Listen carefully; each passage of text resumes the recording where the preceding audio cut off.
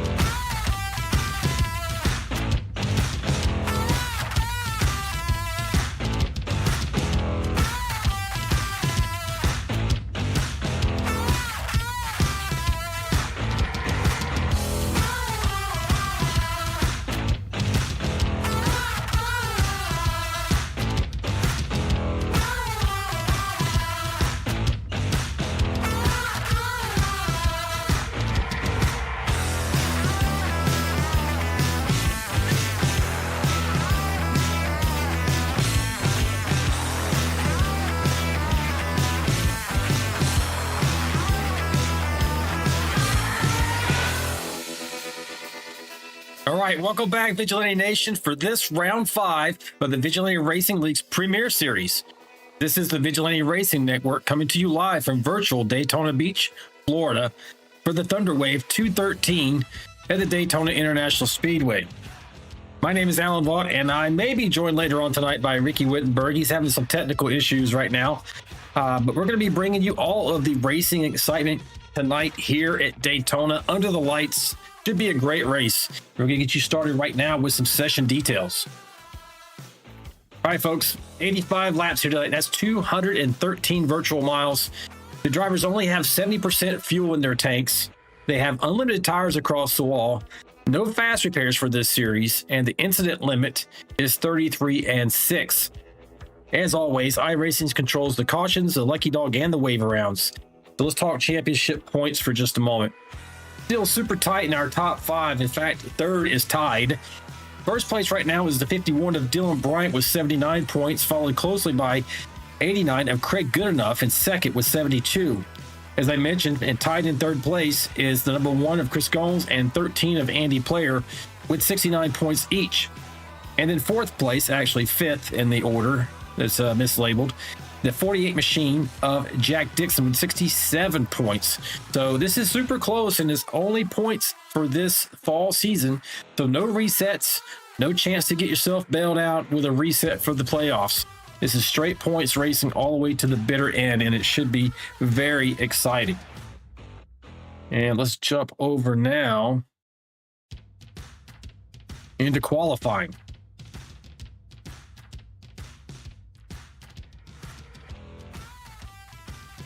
I don't know why, but this my overlay keeps dropping sync here, folks. Give me a second.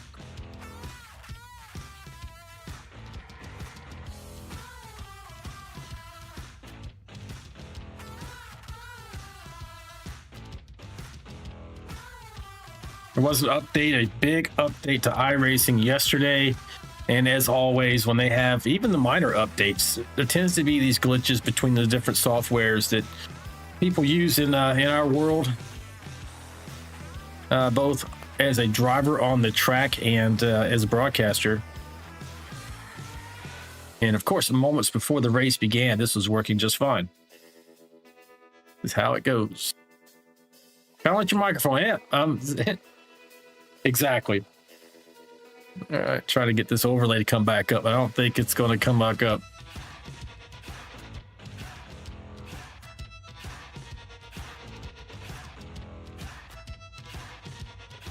Let me double check and make sure. Hold on a second, Ricky. I'm talking to Ricky, folks. Maybe make his mic is not active here. Hey, Ricky, go ahead. Try it again. Test 1, 2, 3. There we go. We got Ricky now, folks. At least we got that working. All right. Yeah. Can you share your screen? Yep, I'm going to pull that up right now. Sorry, guys. We usually do this beforehand, but my microphone settings decided not to work tonight. Just like these overlays just decided not to work. And one thing about it, once we get the broadcast started, the only way to fix the overlay again is to shut the broadcast down. We're not going to do that.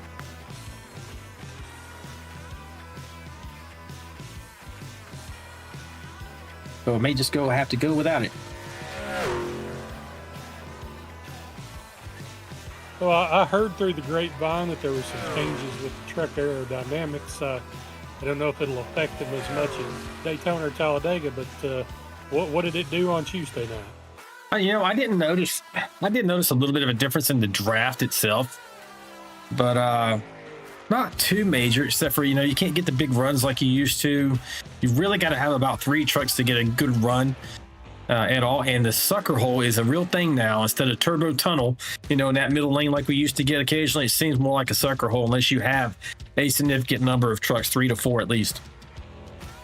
Yeah, that was definitely unrealistic where you could shoot the middle and actually be making up spots by yourself. That was not accurate. And I'm looking for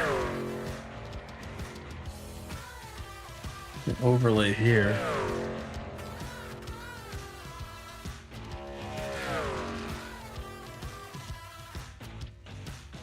See if I can get it to update. Always something, Ricky, with what we do. I know, and they change things literally, I don't know, every 2 or 3 weeks. Yeah, I mean, it was literally working moments before we went live here, of course. And then now it is not.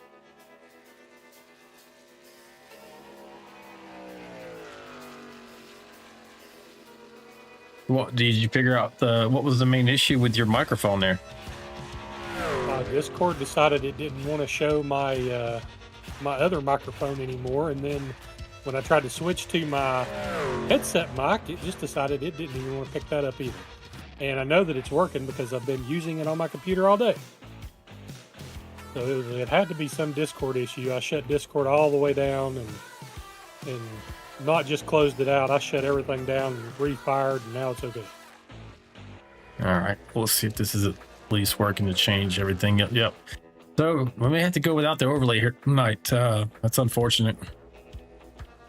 Makes it a little harder for you guys to see what we're talking about. We'll have to talk a lot more, Ricky. Oh, that's never been a problem before. No, and literally the only way to reset is to shut the broadcast down and start again. It shouldn't be that way, but it is.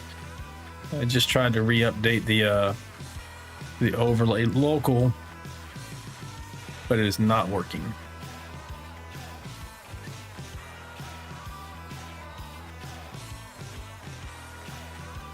A little crazy.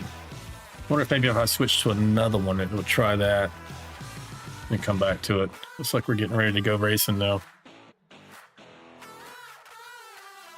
No, I've still got people on the track, so let me try that real quick. Only other option I have, really.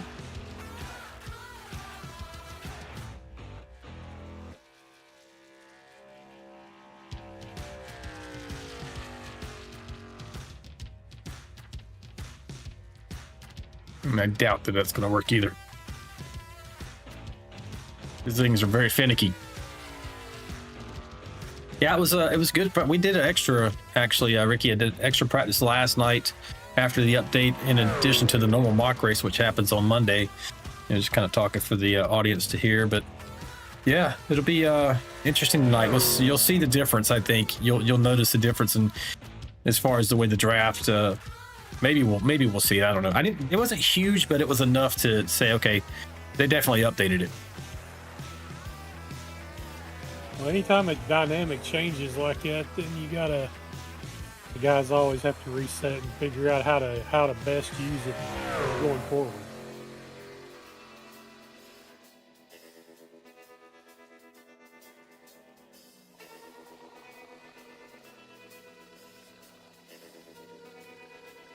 All right, so we're gonna have to go without it. It is not gonna pop up. Should be it. I won't be able to show you guys the qualifying order. We'll just read it out to you. Once we see them start to grid up, we'll know it's done. We got 1 minute and 55 seconds left in qualifying. So. Yeah, we'll see. I think Dobson might be out there on the track. Let's take a look. Nope. Stopped as we rolled to him.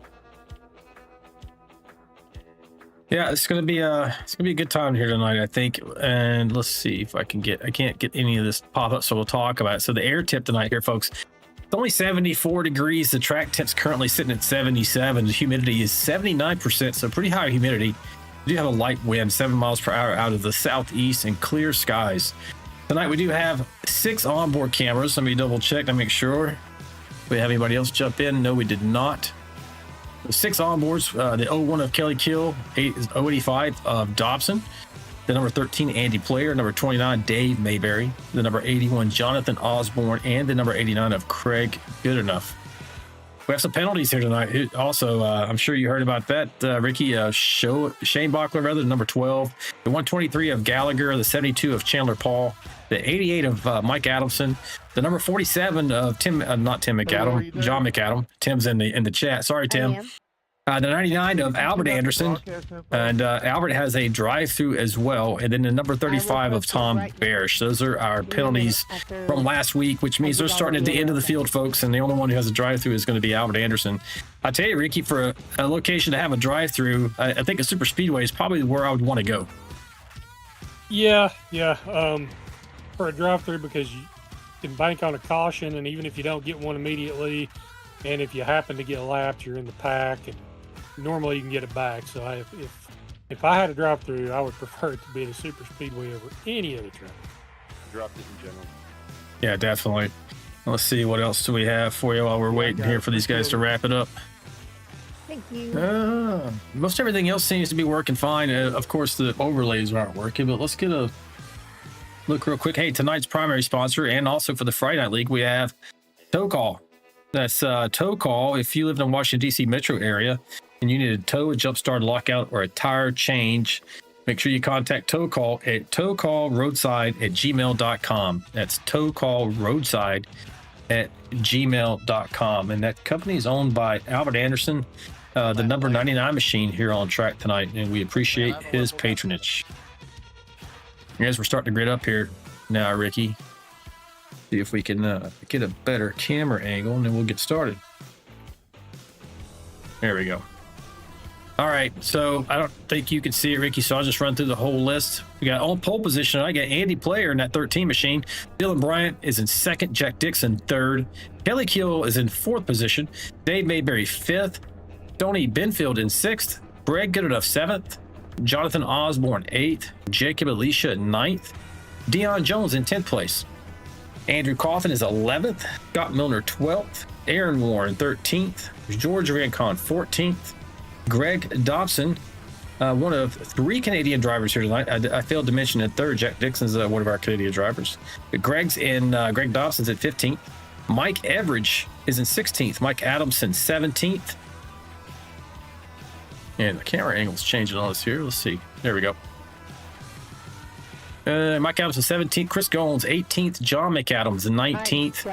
Scott Roney is in 20th. There is no changing lanes.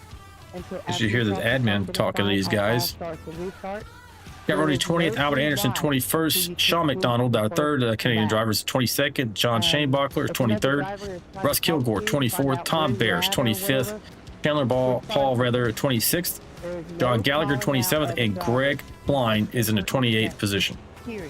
That is your starting grid. And again, we apologize we don't have the overlays here tonight, folks. Just a glitch here as iRacing updated all of their systems yesterday and a little bit today, too. I saw a patch come in earlier today. Period. Even if it's in a friendly way. Do not tap other people.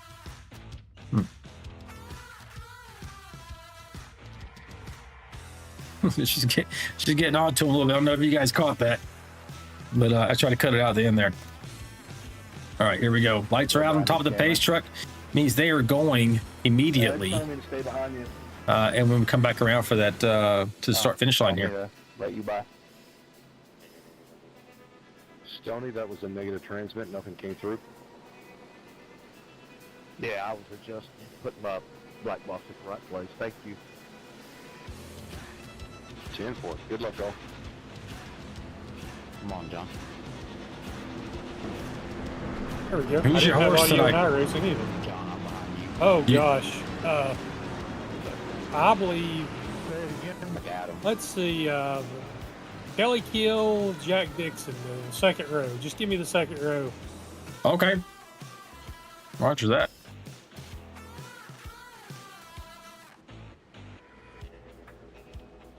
Anybody out there in the chat yet?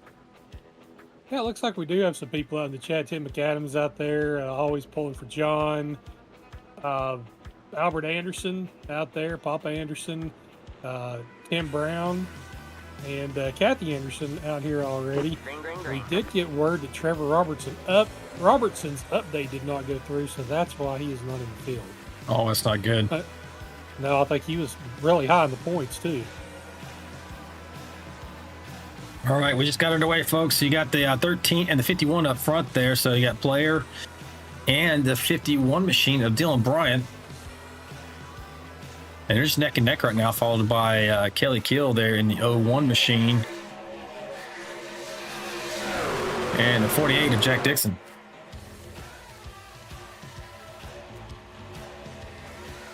'51 drops down low in that low line, leaving the outside open to Kelly Keel.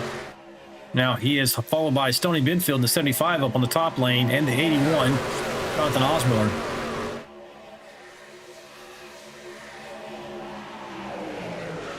So it got pretty active Monday and Tuesday night with accidents early. But I have a feeling these guys are kind of playing a little safer tonight, Ricky. Yeah, you would hope that they would, you know, dial it back to the points race tonight and try to settle in. They know they got a long race. Come on.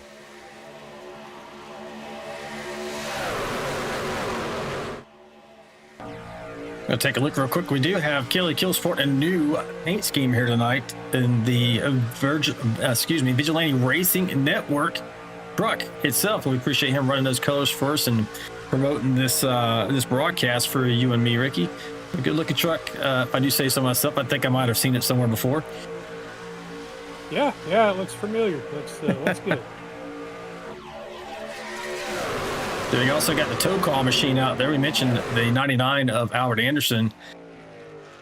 And he's already done his drive-through, but he's also running a tow call machine. I have a little bit different camera angle here for this tonight. Hoping to get a better look at some of these paint jobs these guys have put on their trucks, because they got some pretty tremendous ones out there that they've painted themselves or worked with D&D Graphics and others to get on their truck.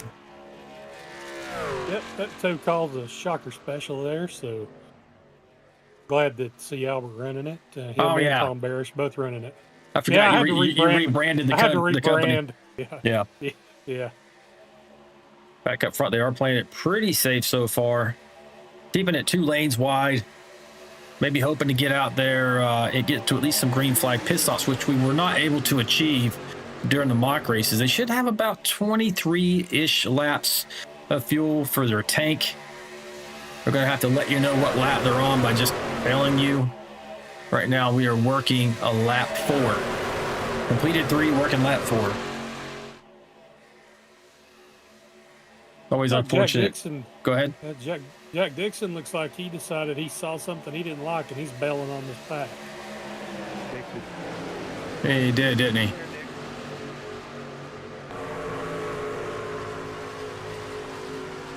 He went all the way to the back. Oh, he might be in danger of losing the, he might lose the draft here.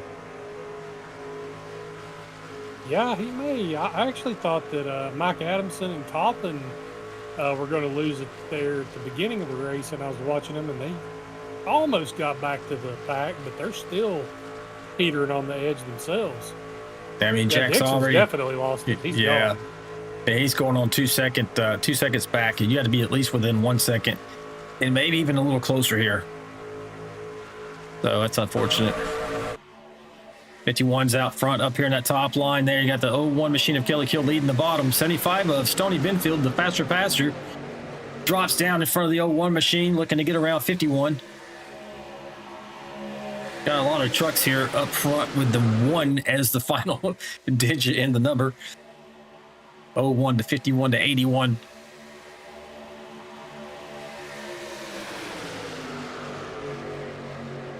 So did you see with the update that we had, are the trucks still running as hot as they were by pushing, or has that got a little better? I thought it was going to change. I did speak to Kelly Kill yesterday. He had run some tests with some other drivers. He actually deliberately was trying to blow up his truck.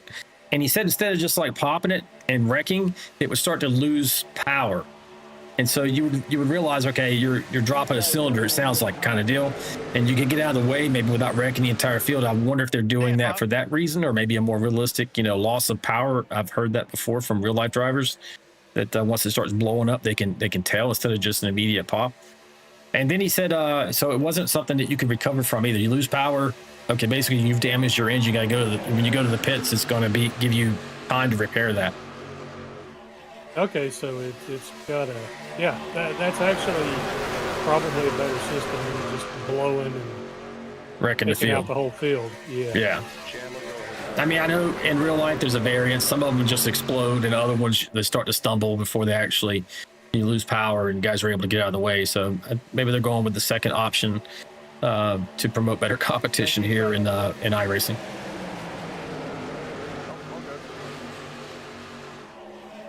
Now, one thing that I've noticed here early, it does look like that it is harder to advance your position and pass. That when these lanes are not getting these big runs, and you are having to have the extra help like you mentioned. So I think having friends at the end of this race is going to be really important. I don't think you're going to be able to just suck up and then try to make a run yourself. You're going to have to really be paying attention.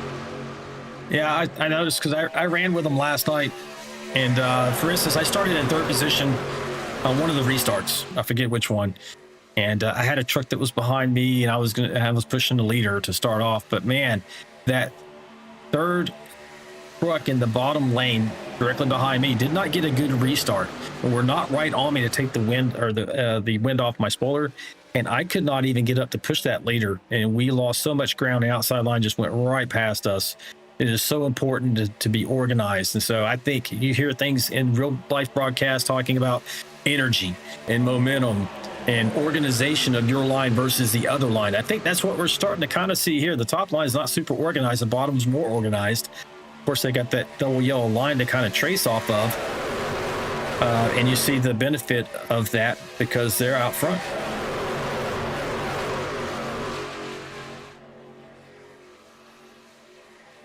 I mean, we know that 51's fast, but look how disjointed that top line is. Maybe we'll take a better look here from the chopper cam. You see they're not right together, tucked up, and they're just kind of snaking down through there and not right up with each other. There's more space between all these trucks than I think I've seen in our previous races here in VRL and the super speedway tracks. Yeah, it's almost like they have that beach ball effect that you've seen in some iterations of iRacing where you can't. It's just tough to get through that little bubble and get right to a bumper. So if you're off of it, then it's just almost impossible to get to the guy in front of you's bumper. And so I agree with that because last night I was out with another truck just during the practice session, just the two of us. And the lead truck literally had to drag the brakes a little bit to break that bubble so I could get to their bumper and push them to go faster. Yeah, and I wonder if that's going to be a strategy that these guys are going to figure out, that if to get that guy behind them a little closer, maybe that front truck's going to have to drag the brakes a little bit and get him locked on. I think that's a strategy that may play out. We're going to have to watch and see how that works throughout the race, because it's weird when you feel like you're having to drag the brakes as a lead car, but if it gets the other truck to your bumper and they can push you, then you'll actually go faster. Yeah, they figured it out last night, but they were also still figuring out how to slightly touch the brakes rather than back up and cause a wreck into the guy behind you. We got a new leader up front, though, Jonathan Osborne. We got him on screen here. In real life, you can see his in-car. And well, that's interesting.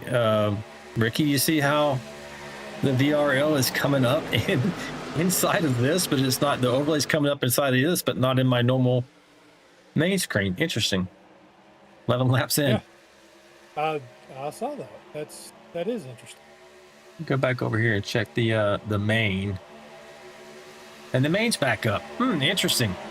All right. Maybe it was glitching and it came back. Look at that, folks. Isn't that awesome? All right, so let's knock on wood out there. Oh, so I reckon. Well, Kelly Keel got put in the sucker hole there, and it was almost correct. They figured it out. Look how disorganized they got from that, too. All right, folks, you out there in Vigilante Nation, knock on some wood and make sure our overlays continue to work out. Appreciate that. And let's take a look from the chopper view here.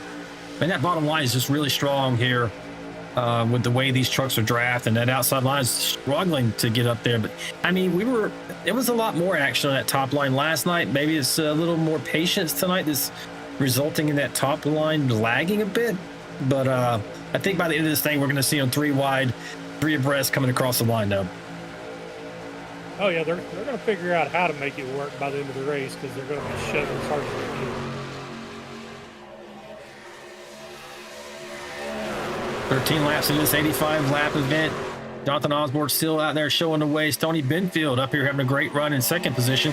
Up 4 spots so far. Third place is Dylan Bryant in the 51. Andy Blair in 4th position. And rounding out your top 5 right now is Kelly Kill in that 01 machine.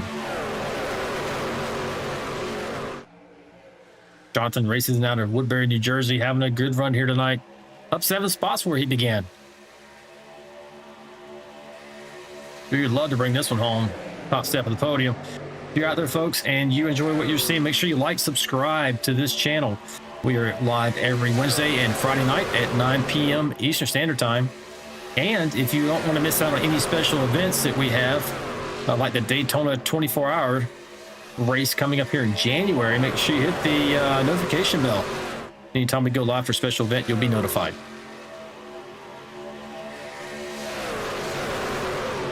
Like Andrew Cawthon and Mike Adamson are still right at the edge, but I believe they've got the draft now. So they've teetered on the edge of that draft this whole race, I think. Thank you, buddy. So we got the number 99 machine, America's driver Albert Anderson here. That tow call machine, he is letting the pack know that he's going to maintain the top line to allow them to get by safely. So that's what good drivers do, folks. They communicate with each other to try and keep themselves and the pack out of harm's way so they can continue racing here. 15 laps.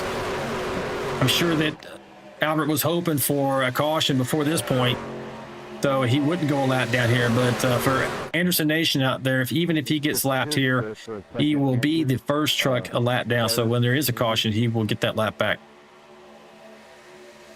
Yeah, we stopped doing that. Agreed. See if we can go back here just a bit and watch the pack as they try to get by safely. They're still a good ways off from passing him.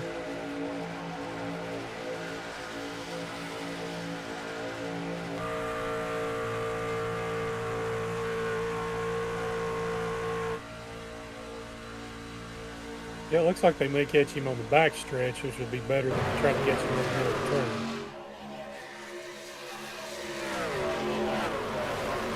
Yeah, here we go now. Looks like he's going to keep it high and tight on that wall. He wants this just as much as they do because he wants to be able to stay clean. No fast repairs in this series. If you catch damage, you're going to have to live with it.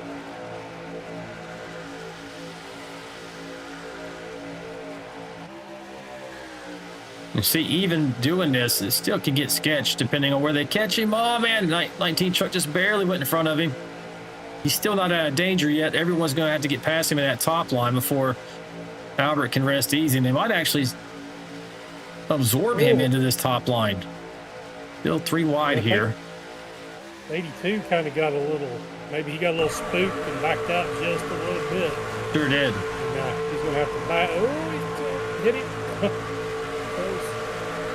Right on board right now with the 82 machine of Mike Everidge out of Melbourne, Kentucky. He's 3 wide here with a 22. And that 1 machine of Chris Gomes. Oh, man, they're getting tight up there at top line. You see how the old model, he'd be able to, that wind that he's catching from that outside the middle lane there would pull him past the 1 pretty quick. But it didn't do it here. Now he'll get a little bit of boost here. The 22 jumped in front of him, but see, there's still offset. You see how it's, I've experienced this last night. You just couldn't go in that middle lane unless you had help. Right now, Mike is in that, Mike Everidge is in that sucker hole, and it's no fun. Neither him or the 1 want to give it up. I believe 20 laps into the race, I'd let him have it.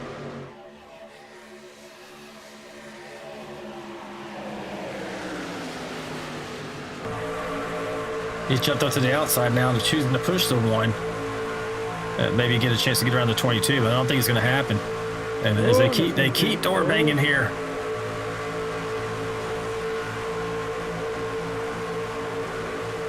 Okay, he's getting a run now. See how it just kind of comes out of nowhere. Now they kind of get it worked out. Whoa, and the 19 gets a hook. He hooked, I just saw that in my overhead shot. He hooked the 51, and they almost went for a ride as the 19 pushed the 51 into the lead. And I'm going to play they got safe close. here. These guys got to come down. That 19 machine of Scott Milner out of Pittsburgh, Indiana. Absolutely. Oh, see how they're just, man, they just can get out of shape pretty quick. And when they do that, you see how they all just kind of separated. That's not by choice, folks. They're still flat out on that loud pedal. And looky, who's coming up here now to try and maybe get his lap back the old-fashioned way? Mr. Anderson.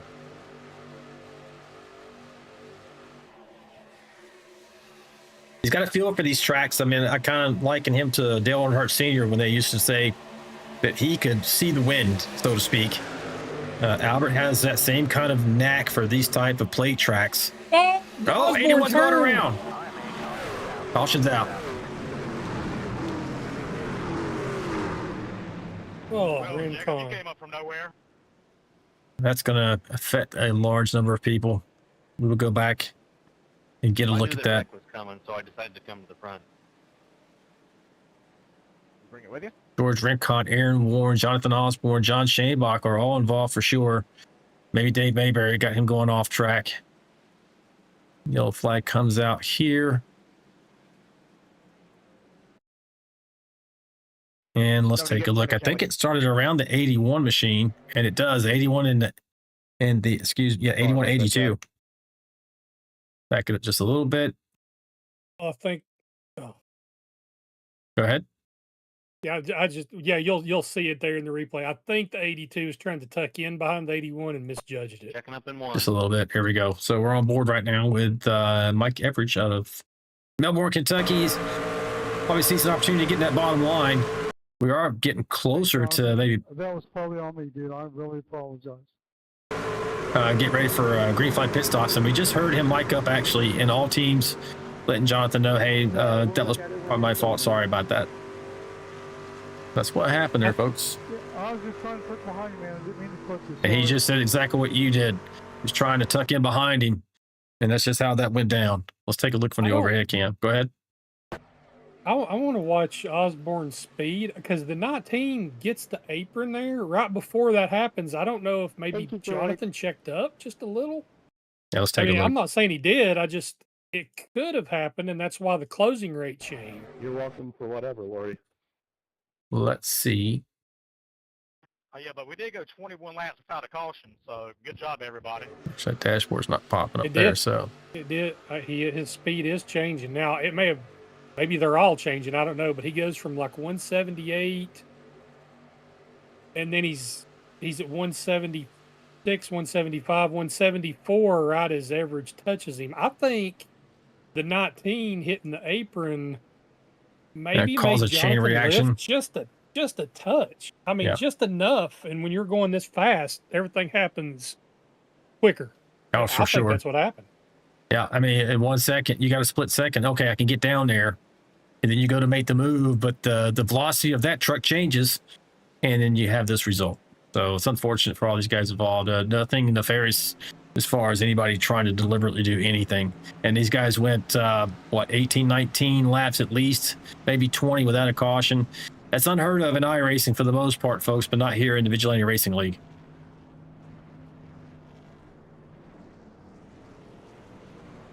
I think Osborne would have almost been okay, but then he got drilled by Gallagher coming in at the end of that crash. He was just trying to find a hole, and he found the 81. See all these guys jumping off pit lane here. Everybody hitting pit lane at 21.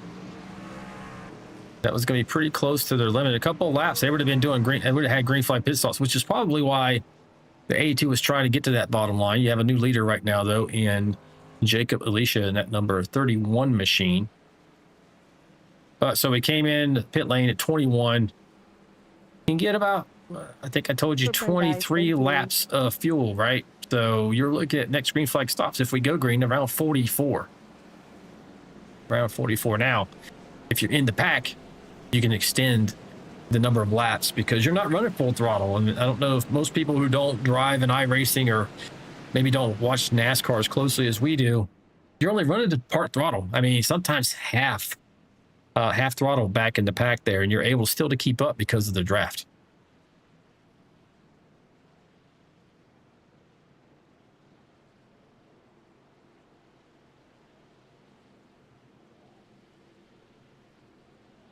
Let's get a look at our onboard cameras here. Didn't have a chance to get to those earlier. Let me get the 89 machine. This is Craig Good Enough. That left side number is his current heart rate, folks. 80 beats per minute. the middle one is the highest one achieved. I mean, we've seen races where Craig is hitting 145 beats per minute. That's usually the like in 1 mile or short track. Things get really crazy. I'm actually kind of surprised this is not a little bit higher here with the close quarters racing. But then that 76 you see to the right hand side, that's his average overall for as long as he's been running the heart rate. So he's turned it on right when practice, and as we were getting underway here, and it's kind of a cool, unique thing for us to be able to see. So let's see if we can get the rest of these guys up before we get around.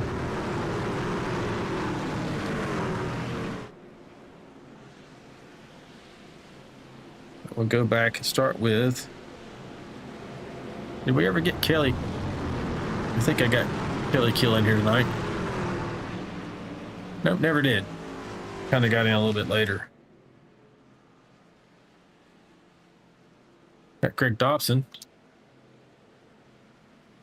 Greg races out of Canada, always gives us this kind of cool bottom left upward looking shot there.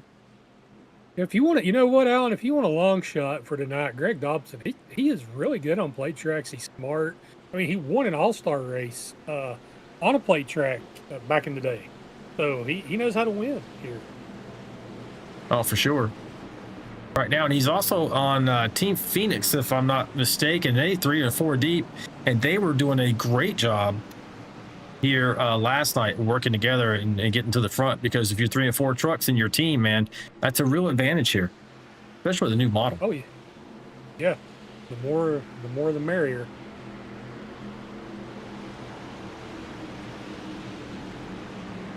You see all the Phoenix trucks have got that gray paint scheme on there. You'll see Phoenix written all over it. But very similar looking trucks. I wouldn't be shocked to see 3 and 4 of them at the end of this race like we did during the mock race, working together to try and go out here and win this thing. As we're going back green here, folks, so Jacob Alicia is going to restart us in the restart zone. Green, green, green. And here we go. Back underway.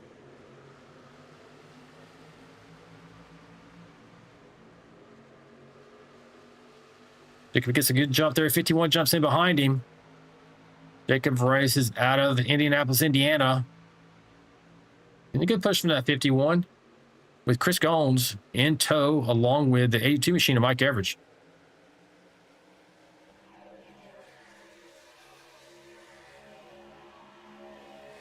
Going around here to complete 25 laps in this race. Let's see if the patience will probably get thinner later in the race as we get closer to the pay window, if we have restarts then. So here's hoping we get to at least one green flag pit stop, and that'll probably really give us kind of a strategy race to watch.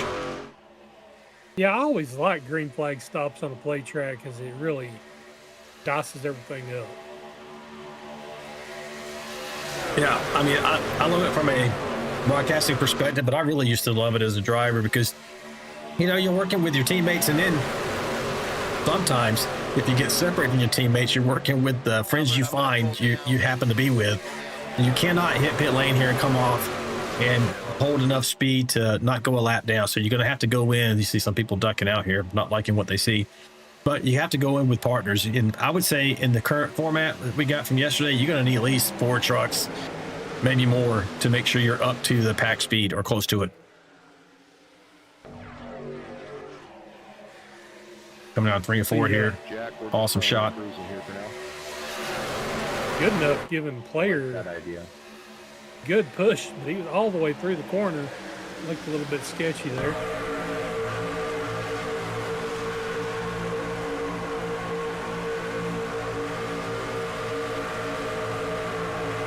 Yeah, right behind those guys, I got to give a shout out.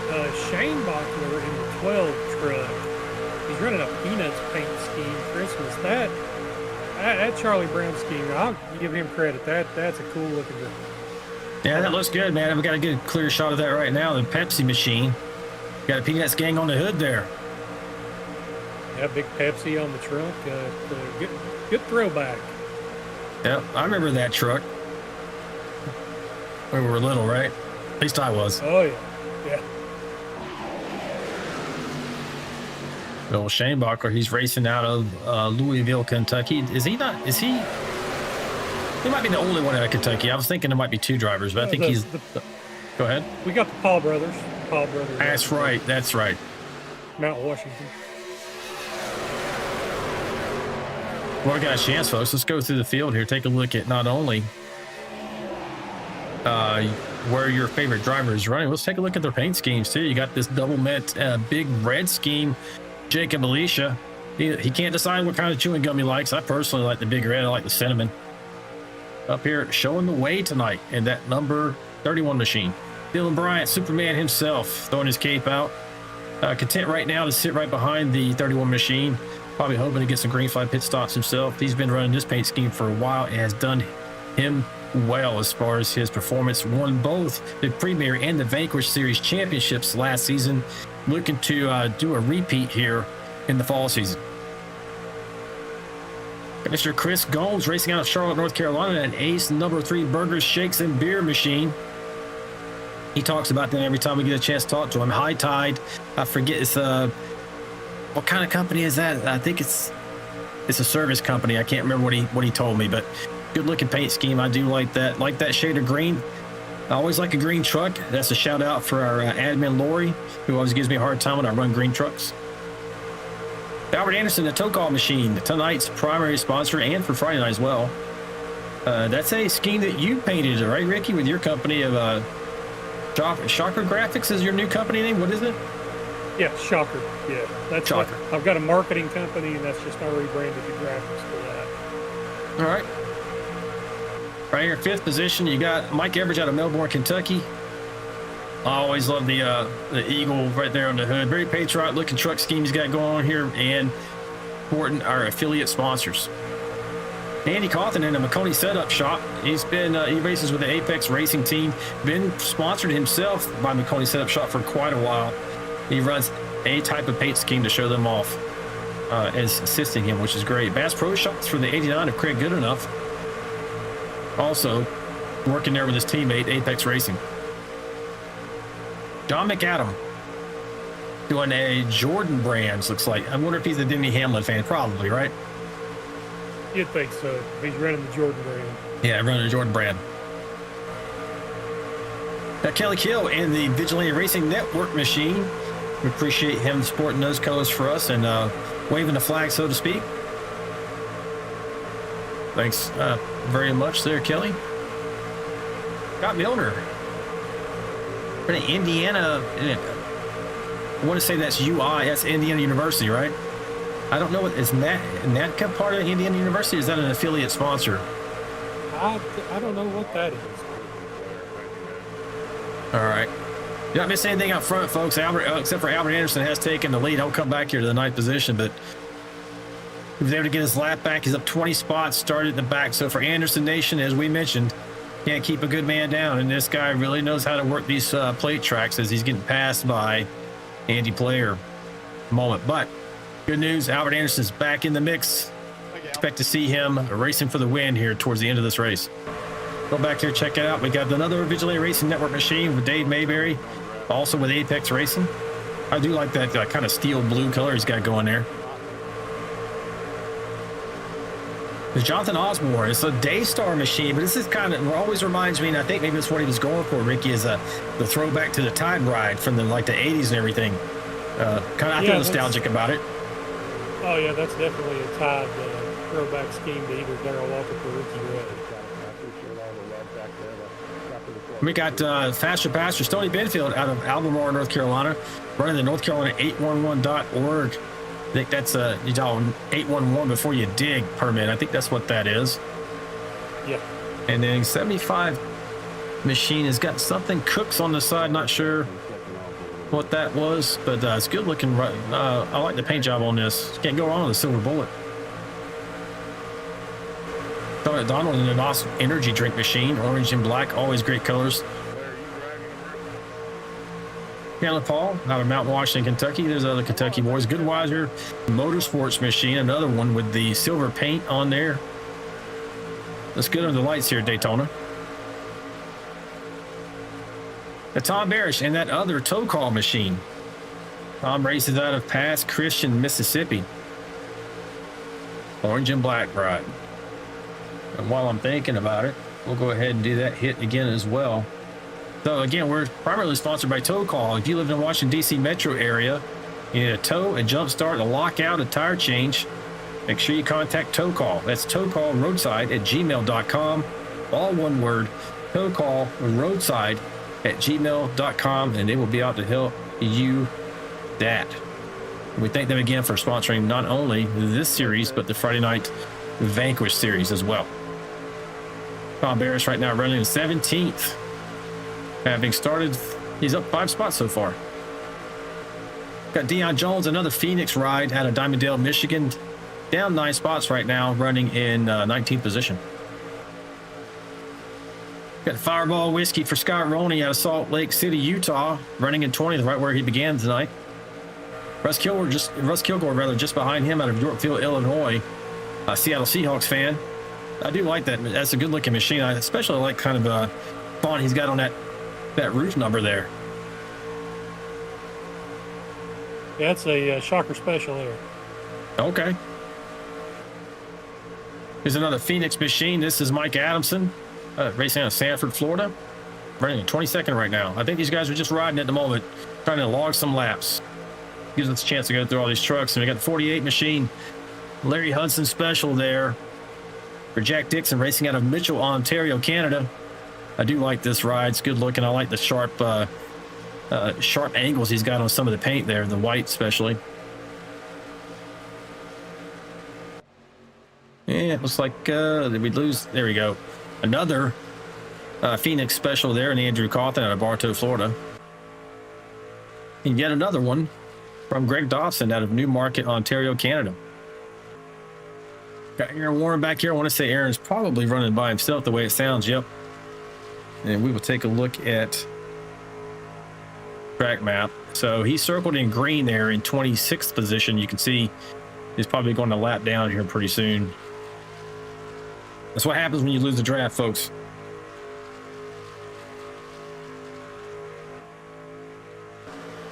With John Gallagher in the P3 Orion special there. P3 Orions are sub hunters, folks. It's those turboprop engine aircraft that go out over the oceans and search for adversary subs. And they're excellent at it. Yeah, that's what I'm doing. And that completes our run through the field here. Greg Klein's not popping up. Did Greg fall out of the race already? Yep, I don't have anything on Greg. You got any telemetry on Greg? No, I haven't seen anything on Greg. I believe he, I don't even know if he started the race, actually. I saw him pop in with his camera, and I'm looking now, his camera is gone also. So, yep, we lost Greg.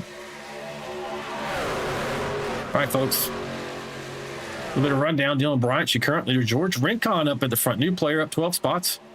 Jonathan Osborne as well. These guys make up your top 3. Stoney Benfield 4th.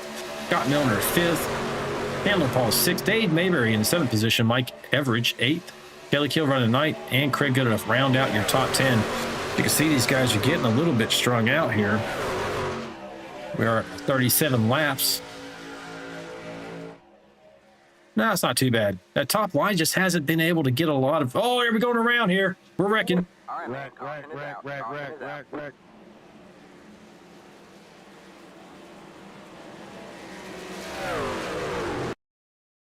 Go back here and find out what happens. Looks like right there around Kelly Kill. Can I get an EOL, please? Somebody's asking for an EOL. Here we go on board with Kelly. Go back over his shoulder, and I want to say that's a 72 machine. Oh, he gets Thanks hooked. for turn 1. Yep, 82. And they were both in that top Go lane. ahead and throw an EOL on me, Lori. I don't know if I'm going to do it. Looks like he was chasing his bumper to, stay in line so they could continue drafting together. This kind of snaked up the track. Then the second outside line starts to go down. At least the 72 did. 82 attempted to follow, and it was just slightly off. Yeah, it looks like it just... Like the 72, I don't know if he lost the stop line there, but he came off a little lower, I think, and then Everidge was just trying to follow him and just hooked him a little bit. Yeah. Well, so that's going to get rid of that green flag pit stop opportunity we had coming up. They're going to go in here, probably completing 39 as they come off of pit lane.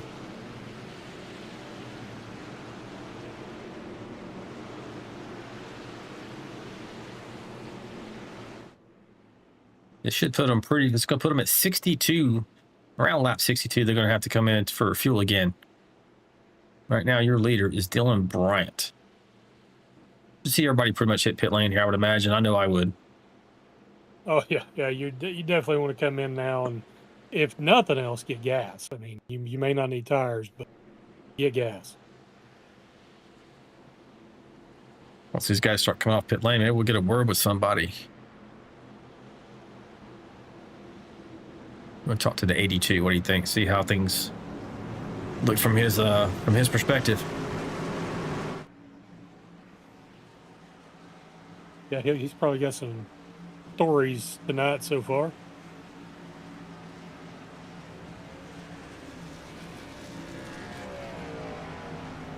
Did Bryant hits his box perfectly, not have to back up or anything. And he'll be the first one off pit lane, followed by the 28 machine and others. That was a big gaggle right there. Kelly Kill comes off in 5th position.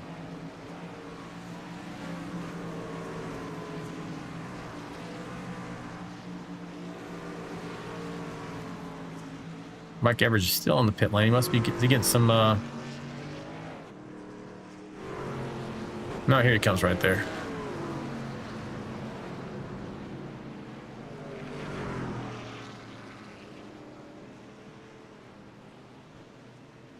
Hey, Mike, it's down in the booth. You got me, buddy. Hey, so a little bit active tonight. Looks like you just barely offset on that last incident there. How did it look from behind the wheel? Yeah, we're sort of figuring that one out. It looked like Chandler maybe was trying to stay off the wall. He checked up just a tad, and I didn't check up fast enough. I clipped him on the left rear, or on the right rear. I'm sorry. Yeah, I was trying to push him, trying to get our team to the front. Just bad timing. Oh shit. Oh. So yeah, you look faster tonight. You think you got a good opportunity to get back up? We're only 39 laps into this. Do you think you can get back up front and contend for the victory here? Yeah, I think so. It's all about just being in the right place, right time. So we'll see. How different is this draft package feeling to you? I know we talked a little bit about it last night, but have you noticed anything new tonight? I have not, but I didn't get a chance to run last night. So a lot of guys that got to run last night said, yeah, they noticed a big difference. Okay. Well, hey, buddy, thanks for talking to us. Me and Rick, you're really anticipating to see you up there pushing for this victory. We know you're fast here, especially these types of tracks. You and the 28 machine for sure. Anybody else you can link up with, I'm sure you will. Got to find those friends where you can. But good luck the rest of the way. All right, guys. Thanks a lot. Yeah, man. There's the 82 machine. Mr. Mike Everidge goes back in, tops off his fuel. Might as well. You're at the back already. 72, you gonna make it up here? All right. And lights are out on top of that pace truck, so we're going green when we get to the start finish. 72. They're have to make their way all the way down this back stretch here, but we are going to go green next time by. Hurry up. Well, been a clean second caution here tonight. Hoping I'm not jinxing them or they're jinxing themselves. We are not even quite halfway, folks. Anything in the chat there? We've had several people in the chat. Celtic boy says, "Let's go Chachi," and Jonathan's bounced back. Kenneth Warnock's going for Dylan Bryant. Nicole Walsh also for Dylan Bryant out there. Tim McAdam said that I guess John's a Kyle Larson fan. Always rooted for Jordan back in the day. Okay, so he's actually a Michael Jordan fan, not necessarily a Hamlin fan. I'm glad to hear. And Tim Brown, yeah, he agreed. McAdam is a Larson guy. And we've got Subi Day with pulling for Craig good enough, so that should catch us up. All right, we're back. 51's controlling the start here. And he launches. We're back underway. Oh, you see that bottom line just doesn't. This is what happened last night. I was running second position, except for the difference was that the third truck didn't get a good start. And you'll see, watch how these outside guys have got so much momentum. Now, they're not really organized either, so yeah, it's kind of a crapshoot. Yeah. They've not got. Oh. Whew. Yeah, look at this, man. Let's keep this vantage point here just for a moment. Let's see if they kind of get it sorted. 51's holding the lead with Jonathan Osborne there on the outside leading that line.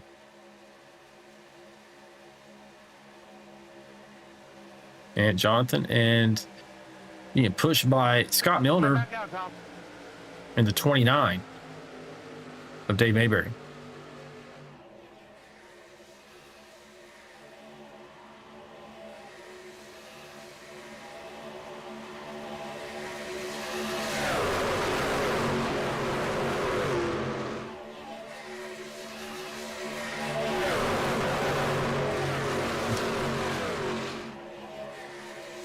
Going on board camera here with Jonathan Osborne out of Woodbury, New Jersey.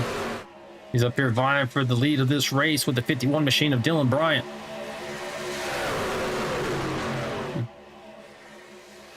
And Jonathan's fast everywhere we go. And no different here tonight. Thanks, man. Trying to hit some of our onboard cameras here. The 29 machine. Dave Mayberry. Here's Dave's on board. Sponsor wanted. Got a money sign there. I don't know, man. It's hard to come by them high-paying sponsors now. Yeah, they're picky. You got to go out there and win one for Big Zero, or was it Truck Race? To win one. Yeah, for sure. I mean, you listen to some of the NASCAR trials been going on last week and this week. You've kind of found out, man, it's expensive to race in NASCAR, and it's not super lucrative. It's more like a passion sport in many ways. It is a huge tax shelter, I think is what it is. Yeah, you need to have other businesses to be successful, you know, like Penske and Mr. Hendrick. You know, he has a whole series of car dealerships, things of that nature. That's probably where he's really making his money and allowing him to go NASCAR racing. Yeah, I mean, Bob Jenkins from Front Row is one of the, you know, they're one of the big ones with 2311, and he owns a ton of franchises like Kentucky Fried Chicken and Long John Silver's, so that's where his money's at. That's right. So they're not getting their money in that. Their money's not coming from that.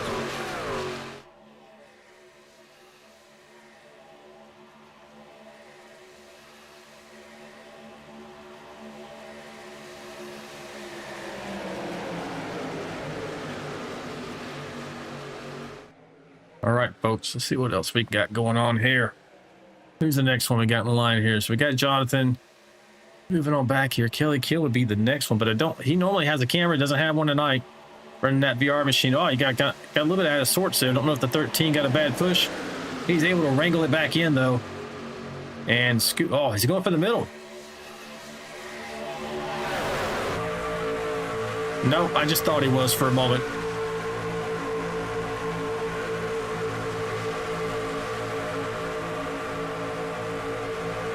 All right, so 19's out of the line there. Don't know if he got wheezed out. Maybe he did. He gets back in there safely. 81 gives him a nice shove. 81 dropping down behind his former teammate at 29 of Dave Mayberry. Let's see if these guys are able to work together. A lot of movement here right now, Ricky. Yeah, they are definitely shuffling around. Probably more than you would want to see. See how hard it is even for this two-truck tandem. He's tucked. They're not gaining at a major clip here. This is really inch by inch.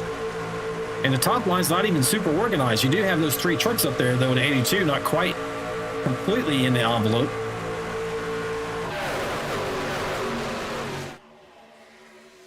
Wrong button there. Get back over to the main screen. You know, Bryant's up here with the assistance of Chris Gones and Jacob Alicia in the 31, able to hold on to that lead, running the outside line. Yeah, that one truck, rather, is tucked right nicely up underneath the 51.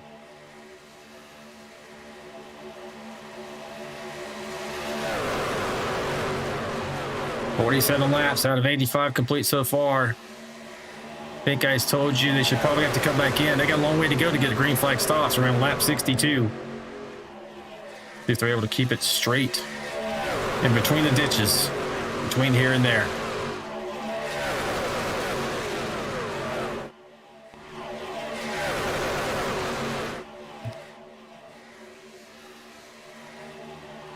And now early in the race, it looked like the inside line was kind of dominant, and now the outside is kind of doing its thing. I think a lot of it depends on who you've got in line with you and how hard they're willing to push, I believe.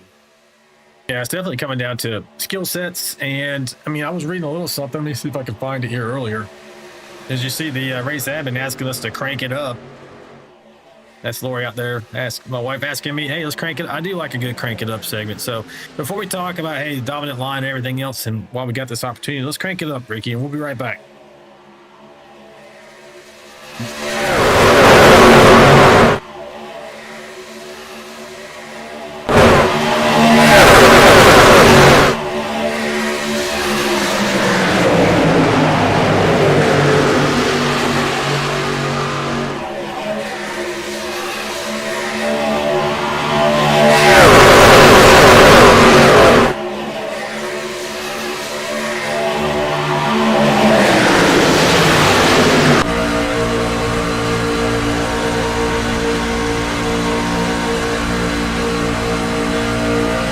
Osborne, do not push me.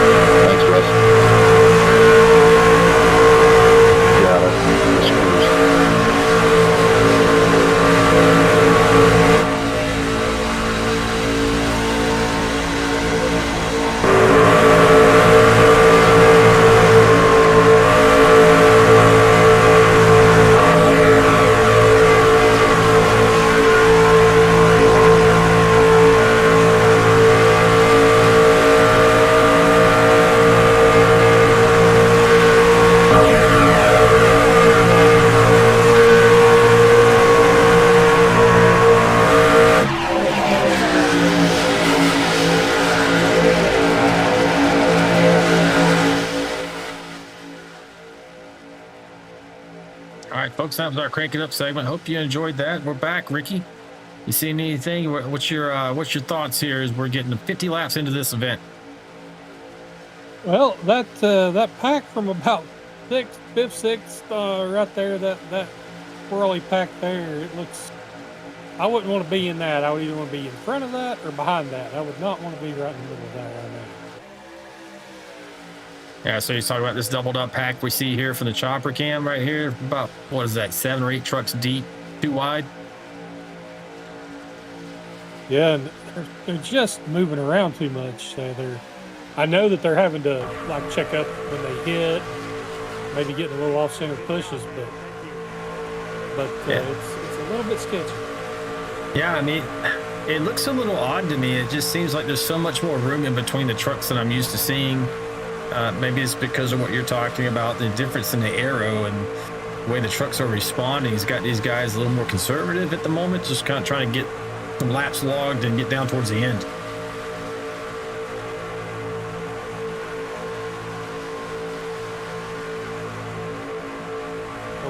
Well, early in the race, we had Albert Anderson a lap down, Jack Dixon almost a lap down. Now Dixon is here toward the front of the pack, going for a top 5 right now. Yeah, right now we got Mr. Anderson back here in that 99 machine. He is not back here because he's having a problem, folks. I'm absolutely sure he's back here because he's trying to take care of his truck. Yeah, when you only have one bullet in the chamber, so to speak, and the potential of the wreck is pretty big here. best thing to do sometimes is just try to be careful until those last 10 or 15 laps. Yeah, for sure.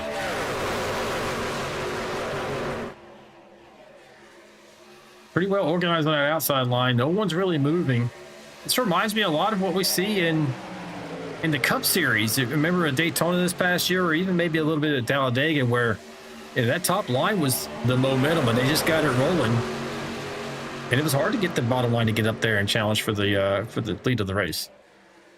Yeah, you have to have a really big momentum run on the bottom, and you have to get a lot of people with you in real life racing. So this kind of looks like it may be going a little bit forward what they see on the actual track.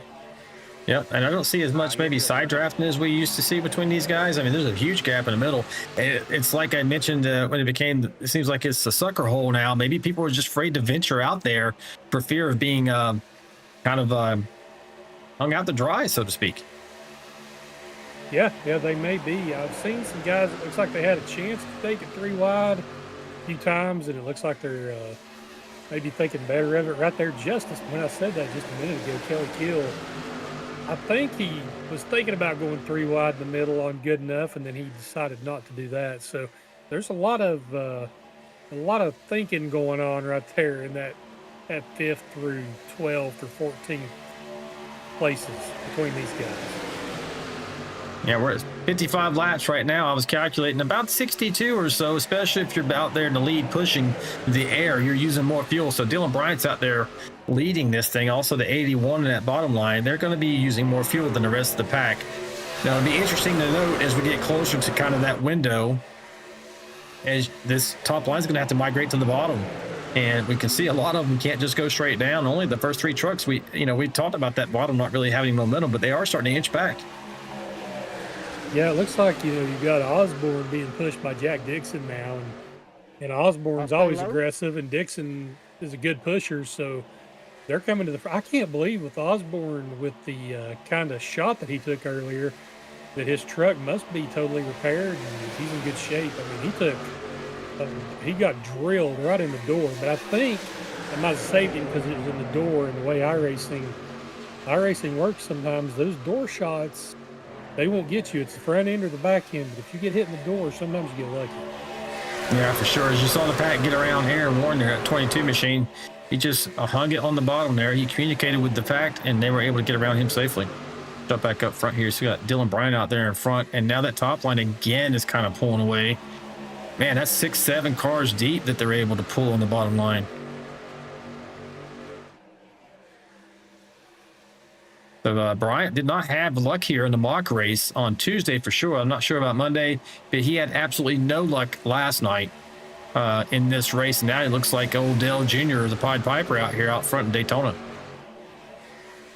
Yeah, he got it out in the wind, and it's one of those things when you get that kind of respect and you're a champion and guys know you win races, and it seems you get guys that'll want to push you and stay with you a little bit more than you would if you're typically running 20th or 30th and you're maybe really good on one particular track. When you're good everywhere, like Dylan Bryant is in the champion, and you've got more guys that's maybe willing to push you a little bit.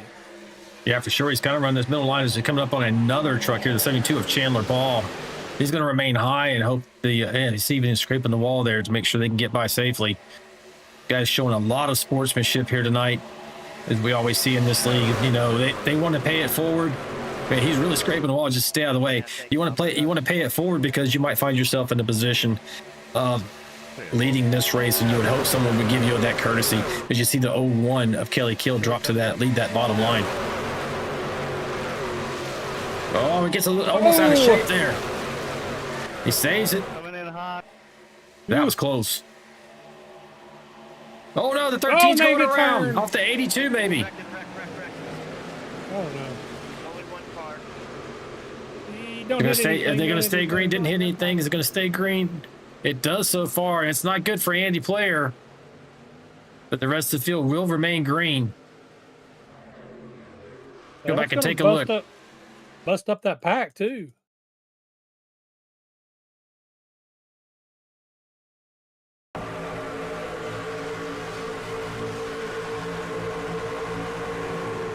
82 involved in this one. You see, he kept driving this truck the whole way. You heard him working the throttle, working the brake to keep it off of that wall. Tremendous job by the 13 machine. Andy Player out of Concord, New Hampshire. That's the best you can hope for in a situation like that, is to keep your truck clean and live to race another lap. Yeah, it's now this broke busted up the pack a little bit. That top, what is it, 12? They may be able to get away from 13, because George Rincon in 13th, they've lost touch with this pack. If those lead guys would get organized, those guys are going to be trouble. Yeah, look at it. It's a good shot right there. You can see right here. We're on board with Mike Everidge in 12th position. When you get a shot looking back, you can see that second pack you're talking about. That's significant. Actually, it might even be 2 packs. Yeah, it's one little pack, and they'll get caught by the bigger pack behind them. But the bigger problem is they're a couple of seconds behind the front pack. Yeah, the smart play by these guys is going to have to be, and it's being Sean McDonald. There's a little group of 3 here. Sean McDonald, Dion Jones, and George Rincon. Right here is for them to maybe even back up to this bigger pack. They're going to get caught anyway. If this pack needs to stay in line, if they got any chance to catch them back up, as we see someone hitting the pit lane back there. I'm going to say that's Chandler Paul. The other thing with that, Alan, is we're getting close to green flag stop. So now that they're already broke up, they're not going to have a chance. They're not going to have a chance to catch back up to that pack, I don't think, before they have the green flag stop, which, if we get through that, we'll probably keep it separated the rest of the race. So between this 12th position, which Mike Everidge is in, there is 2 seconds back to this pack. The Sean McDonald, who's now leading this pack. This bigger group has caught these 3 trucks, and so the smart play here is going to be to stay in line. At least I would call it a smart play. They're not entirely organized, but pretty organized in this front 5 or so.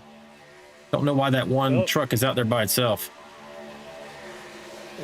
Mayberry got under outside. You're pulling me backward.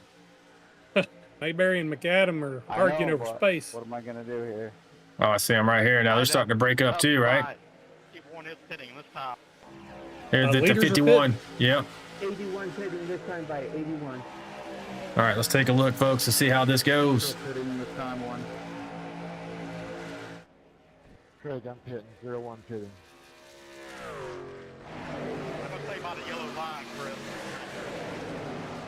These guys are communicating pretty well. 51's telling him, hey, where he's going. 29's coming in. 51, 81. Probably going to see a lot of people, actually. 23 pitting. Here they come. Oh, man. Look at this. Gold Rush. Pretty safe. Yeah, I saw Kelly Keel kind of get a little bit sideways there, too. But he made it. See if anybody got any penalties out of this. Somebody spun out. Tom Barris spun out coming into his pit, and he was in good shape. He was in the lead in that lead pack. 28 going in. Go back and see if we can get a quick look at what happened to Tom here. Oh yeah, Tom's right there. 89, a little bit of squeeze play. 19 maybe there. Oh, he goes across the nose of the 89. But you get some assistance in that. That wasn't him just maybe goosing the brake too hard.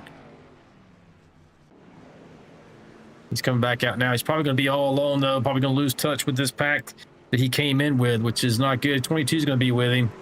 But the rest of these guys are long gone. We now see the next group cycling down pit lane.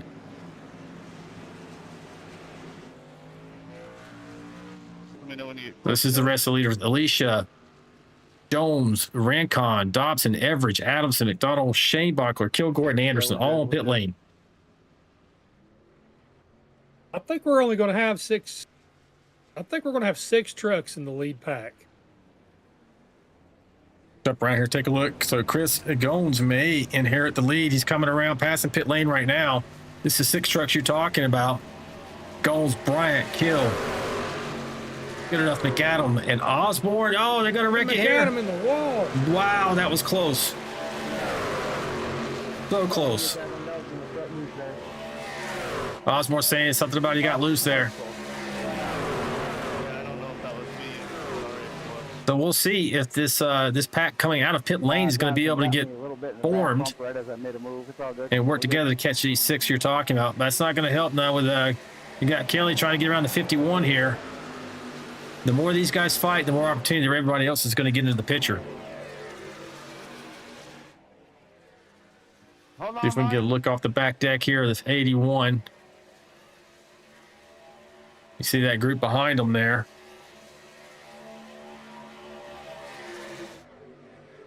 Yeah, that's just going to hold these guys up. They'd be better if they were just lined up.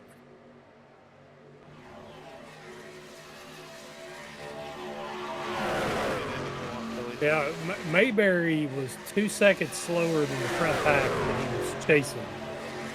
So they're definitely still losing touch. Mike Adamson's leading that pack now with Mayberry's. They're pretty well formed now. Let's see. So they're closing. Coming down under 2. Right. Yep. Yeah, I believe you're right. I think I just looked at the trap speed, and Adamson was 6 miles an hour faster than Jonathan Osborne at the back, at the end of the back straightaway. And I'm watching the real-time gap right now. 1.90, 1.89. Kind of leveling off right there for the moment. See what they do in this next lap. 1.9 back at the moment. Yeah, they're gonna catch him, I believe. So there'll be 14 trucks in the lead pack, and that definitely will be it because everybody else behind that, so they're all spread. Yeah, 20 laps to go here. Now, that last pit stop was kind of on the edge of the pit window. Are we going to have anybody run out of fuel? This is not going to help these guys to catch if 29 is going to be out here trying to work the outside line. He might get hung out to dry here. He may have had to go out there because his truck got hot. But at the moment, they backed up again to over 2 seconds back with that move right there. They're already at 2.2. I would hope that that's what happened because they were catching, so you wouldn't want to just jump out of the pack and cut your hand off to spite your face or whatever that saying is. Yeah, cut your nose off to spite your face. Yep. Yeah, cut your nose off to spite your face. Yeah. Yes, exactly. But because you're just losing time. The goal is to get in that lead pack. Yeah, for sure. Don't know if the 29 got pushed out or he decided to make that move. I have no idea, but now he's going to hang on to the back end of this. He's in 14th. Going backwards, he was in the 7th position, which is now held by Mike Adamson. And Mike is 2.12 behind Jonathan Osborne, who is holding on to the tail end of this 6 truck breakaway. Adamson was just a tick faster that last lap than Osborne. So even with that moving around, they actually made up just a tiny little bit. Yeah, still kind of holding steady at 2.1. We'll see if they're able to get down and bust in the side of that 1 second. They're going to close in a lot faster. Well, I say that with this new drafting package. We'll see how fast that actually turns out to be.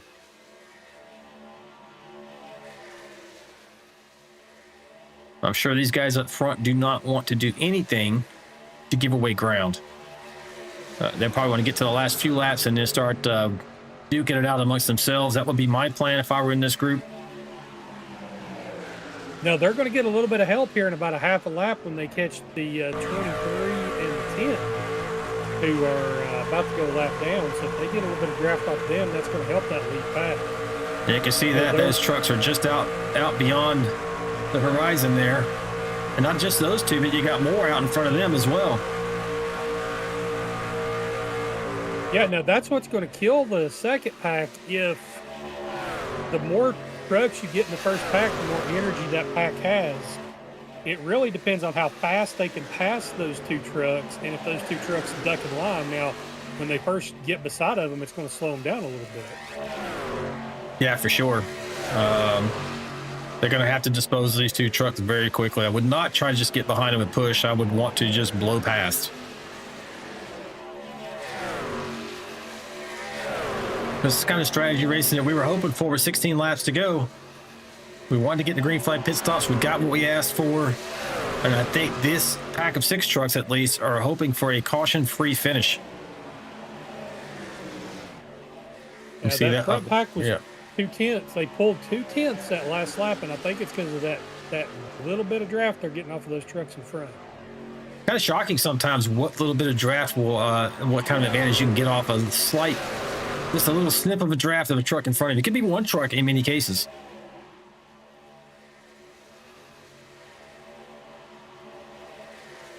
And right now I'm looking at Mike Adams. So they are under 2 seconds now. So they were able to gain a bit there. 1.94, 1.95. Yeah, he ran a 37. Mike Adamson did. Osborne ran a 55. So that 2/10 they lost the lap before, they made back up right then. Yeah, I don't know what happened here to the front 6, but they got disorganized. As you can see, they're kind of they're not really tight. Oh, like they were. What happened behind Adamson? They've just got all. On the brakes, one or the other. See, maybe the same kind of thing. Yeah, you checked up like really hard. I didn't have a chance to react. Oh. Yeah, these guys got disorganized as well. I don't see anything on the board here for an accident. It's like Rincon hit the. I don't know if he hit the brakes or. That was weird. That's very weird. Something weird happened. All right, let's go back and take a look. It was just like a lap ago. Yeah, it's like his half a truck lap. lurched backwards. It was going into turn 1 on lap 71. Right there. Let's go take a look and get a better shot here. How much fuel you got? He's sitting here right behind the 88 machine, Mike Adamson. They're pushing pretty well. Now, did he get his truck too hot? Oh, that's exactly what happened. I'm betting you he started losing his engine. He went 180, 179. Then 170. Yeah, I mean, just 169 just in a fraction of a second. It kind of goes along with what Kelly Kill was telling me, how instead of just blowing up, his truck lost power. Yeah, Rincon has. Oh, no. Wrecking right in front of That's Dixon. Dave Mayberry.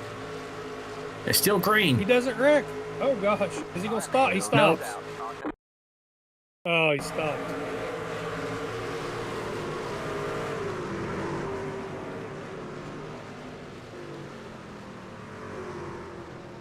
Hey, thanks for working with me, Greg.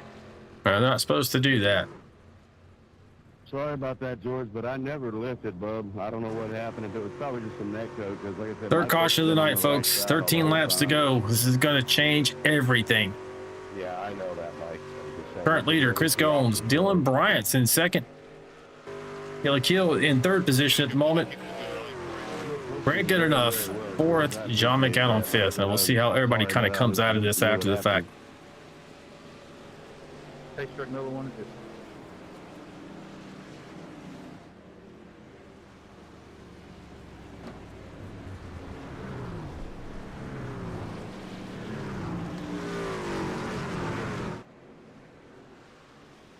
There's a lot of people that liked that caution right there that was almost a lap down.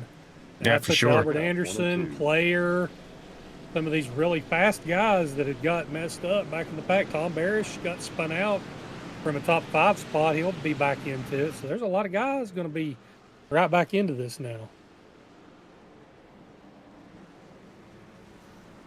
Yeah, I have a feeling, yes, this is only the third caution, but this is going to be more cautions probably coming here. Let's go back one more time and take a look at this incident with Dave Mayberry and see what happened. See, Dave's in that white and blue truck there on the outside. The 19's on the 8. Looks like he gets a little bit of help from the 123. Checking up, Jacob, checking up. 19's on the apron, so why is he on the apron? Maybe he had the similar problem with that engine blowing up. Yeah, just suddenly loses, see? Or maybe he touched the, let's see if he touched the apron. Might have touched the apron. 19 machine. Scott Milner. You know, he touched the apron, kind of got him out of shape. And then you got back up and it ended up touching the 29. 29 gets into the outside wall. And then just stops on the track. That's the old dirt track promoters trick. stop on the track to get that caution to come out. Yep. Drives away. Probably got pretty significant damage in that right front, though. Yeah, I think he's skewed out pretty bad. I mean, maybe he, He's still getting around. He may not have had good steering and was afraid to try to pull it off the tracks. I'm not going to judge somebody from up here because I don't know what their truck felt like. If his right front toe was busted out, maybe he didn't feel confident about pulling across the track in front of the other cars. Well, looks like he's getting through the turns pretty good here.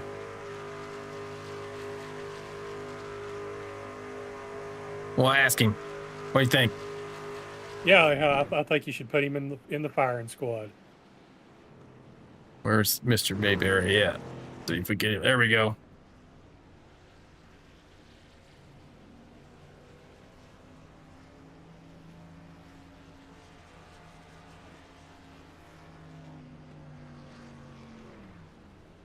Hey, Dave, it's Alan and Ricky in the booth, buddy. You got me. Hey guys, what's going on, man? Hey, I see you waving, and you're looking for sponsorship there. Having a great race here tonight. They got kind of got caught up in that between that 19 and 123 touch a little bit, put you into the wall there. What happened though? You end up having to stop on the track. What happened there? I have wheel damage. I'm sitting here like I'm screwed. I thought that was my fault. I didn't even know what happened. Now 19 kind of touched the apron there, and it got him out of sorts, causing the 123 to come up just a little bit. We didn't get a close-up shot, but it might have been a slight bit of net code involved between you and the 123, but that's what ended up putting you sideways into the wall. Yeah, I thought I was side drafting too much, and it came down on the guy behind me. But now, like I said, I just took a quick look at it, so yeah. I don't have all the angles. It might be more like that, but it looked like a little bit of the 123 coming up because of the 19 getting out of sort on the apron. Yeah, I thought I was almost going to save it, and then, nope, into the wall. Well, now, let's see if, how much repairs did you have to get done? I got 2.5 of it. I think I have about 4.5 left. Oh, yeah, significant damage. All right, buddy. Well, thanks for talking to us, and we will talk to you later. Okay.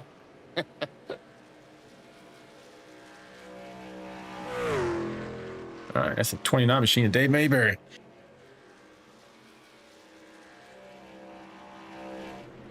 Lights around on top of the base truck as we go on board with Chris Goins, racing out of Charlotte, North Carolina. And Chris is up 17 spots to lead this race right now. And he's going to be launching us back into action here with Dylan Bryan on his outside, Kelly Kill just behind him, and Craig Goodenough rounding out your top 4 to get us back underway. What do you think, man? 10 laps to go. Gonna be 9 laps at the line. Only 3 cautions deep. How many do you think we're going to finish the race with? 5. We'll have 2 more. 2 more.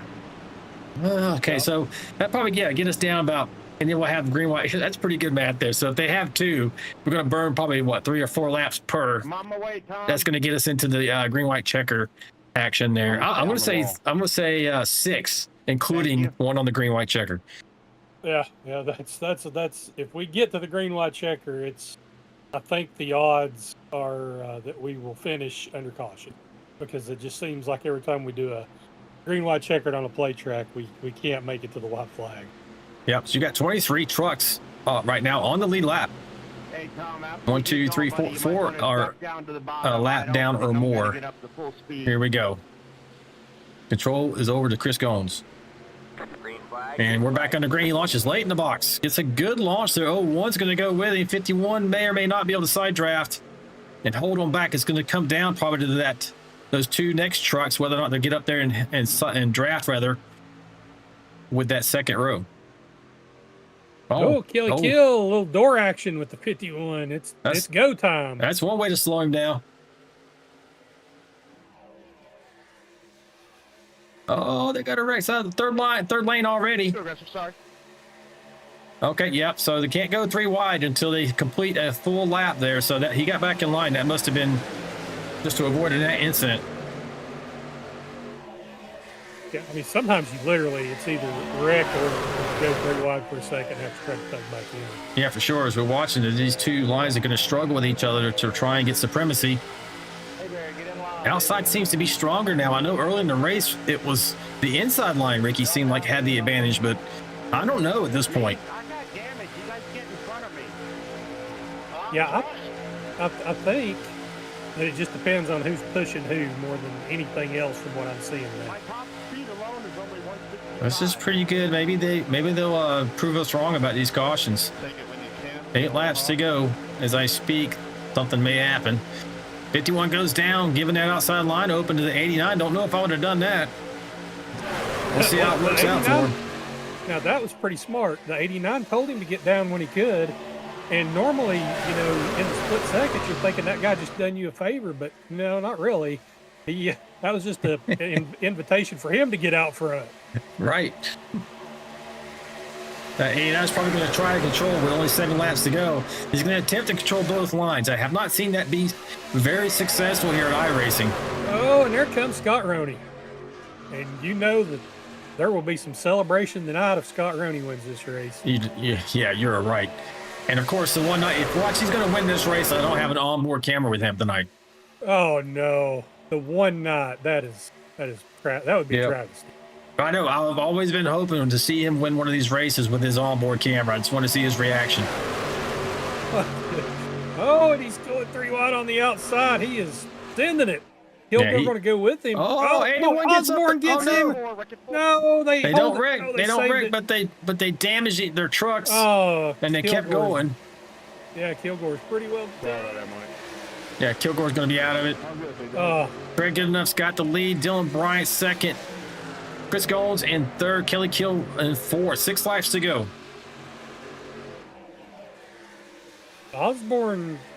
Jacob, I probably got a little bit. He's hurt, but I think that he's still okay. Oh, maybe not now. No, Let's see maybe what not happens. now. He's in the outside wall no. again. Off the nose of the 99, but it's probably because he had previous damage. Yeah, maybe. I mean, Anderson is pushing him for all he was worth because right now you don't have a choice. No, You've got to push. Exactly. We're coming to 5 to go. He's out there by himself now. He's not really going to have any progress till he gets some more help. Man, we're really getting strung out. This is kind of surprising. Maybe not, considering they both got a couple of trucks getting the wall, but it's pretty much single file at this point. And I imagine, 47 goes up the block. 88. I don't think he was blocking. I think he was thinking Getting about pushed. going out there at the exact same time. They just done it at the same time. The 88 machine, he's got a teammate right there to the outside, and another one not that far behind for Team Phoenix. Oh boy! Look at this. Kelly Kill in the sucker hole. You see how that middle line, man, there's just no advantage there anymore. Yeah. Oh boy! 99's going to take it though. He's got a little help. Yeah, the 01's going to go backwards here. I don't know if anybody's going to get up behind him and help him. They feel like they got momentum in that middle line now with 3 trucks lined up, and he's all by himself out there. Well, I hope this stays green because they're really dicing it up. Yeah, 4 laps to go here. 99's calling out 3 wide again. He's up there third. Made his way third in the bottom line. 89.51 leading the pack right now. Will anybody be able to make a charge on the outside or maybe even take advantage of the center? But man, it's a crapshoot going to that middle line. You're going to have help. You see, they're about to go 3 wide. They're on the wall up here. 01 is not out of it. 01's up there in that high line. He was really much closer until they touched the wall there. Gets down, has a little bit of 10 music with the 82. Jack Dixon coming right up the middle. He's got help in the one truck, looks like. Oh, no, the 01. Oh, no, where are they going? No. Oh, no, not again. Oh, that's big. Oh, and it is a wreck this time. Oh. 82, 01. Maybe the 99. Is the 99 involved in that too? Yeah, I believe so. Yep, Albert Anderson's involved as well. He's dusted. He's done. 3 laps to go. We're going to go green, white checker, folks. This is the 4th caution. So the most we're going to have here tonight is 5, which is what you predicted. So I think you're going to have it right. Let's take a look. We saw it in real time. 82 and the 01 is kind of where the catalyst of this began. Rincon, if you can, it says you got to be 3 seconds up here with me. Let's see if we can get on Hey, board everybody, please try and catch up. with these guys. Let me get a good glimpse. Here we go. So we're looking. The 82's right in front of you, the Goodweiser machine, along with the 01 VRN machine of Kelly Kill. Kelly's kind of like drafting on that truck in front of him. 82 is trying to get the draft off that truck in front of them, and neither of them gave. And then 82 tried to get down to get off of him, but he just overcorrected. Yeah, and 99 gets caught up in it. The 28, so both of the primary Goodweiser machines here, the 28 and the 82 are involved in this incident. Check up And it's tough for their team. Check up hard. Yeah, their other teammate Chandler Paul's already had issues tonight, so not a good night for the Goodweiser bunch. Good right. Yeah, for sure. Let's see if we can get a word with Kelly Kill and see how it was like from behind the wheel, that VRM machine.